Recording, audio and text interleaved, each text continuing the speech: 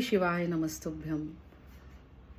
शरीरामधले पहिले चक्र मूलाधार चक्र, त्याला सक्षम करण्यासाठी आज आपण पृथ्वी ग्रहाचे आभार मानतो. या चक्राची आधिदेवता श्री गणेशा यांचे स्मरण करून आपण ह्या चक्राला रेकी देतो. मूलाधार चक्र, ज्याचे स्थान आहे माकड हाडाच्या खालच्या टोकाजवळ, कमरेखालचा प्रत्येक अवयव, आणि त्या संबंधित आहे मूलाधार चक्र. त्याचबरोबर आपला आत्मविश्वास वाढण्यासाठी, आपले निर्णय सक्षम होण्यासाठी मूलाधार चक्राची साधना खूप उपयोगी पडते.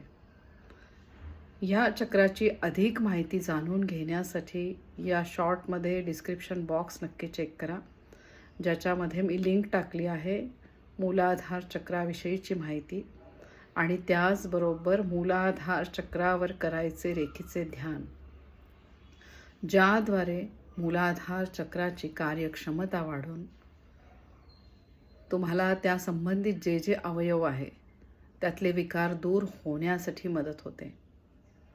या शिवशक्तीचे आशीर्वाद जसे मला मिळत आहेत तसे सगळ्यांना मिळू दे, ही माझी मनापासून प्रार्थना.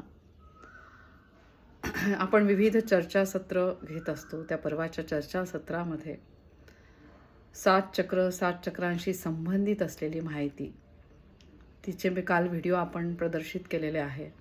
त्याचबरोबर अजून पुढचे 2 व्हिडिओ मी आज प्रदर्शित करत आहे, ज्यात ॲक्युप्रेशरविषयी पण शिव जोशी सरांनी माहिती दिलेली आहे.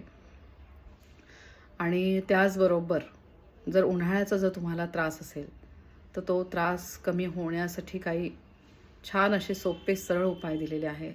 तर नक्की आवर्जून हे व्हिडिओ बघा, त्याची पण मी लिंक आज टाकत आहे. आणि त्याचबरोबर हस्तमुद्रा यांची माहिती त्या व्हिडिओमध्ये आलेली आहे. कालच्या व्हिडिओमध्ये तर दिलेलीच आहे, आजच्या व्हिडिओमध्ये पण जरा माहिती आहे, तर नक्की बघा. आणि ह्या शिवशक्तीचे आशीर्वाद जसे मला मिळत आहेत तसे सगळ्यांना मिळू दे, आणि प्रत्येक घरामध्ये एक रेकी साधक होऊ दे, अशी माझी मनापासून इच्छा आहे. रेकी ही वैश्विक शक्ती, जी ह्या ब्रह्मांडामध्ये चराचरामध्ये भरून आहे, पंचतत्वांमध्ये भरून आहे. आणि जेव्हा ह्या पंचतत्वांना आपण सक्षम करतो, त्याद्वारे आपण विविध विकारांपासून तर लांब होतोच, त्याशिवाय आपली कार्यक्षमता वाढण्यासाठी आपल्याला मदत होते. तर नक्की आज मूलाधार चक्राला सक्षम करा, रेकीची साधना करा. बीजमंत्र लमवर लम.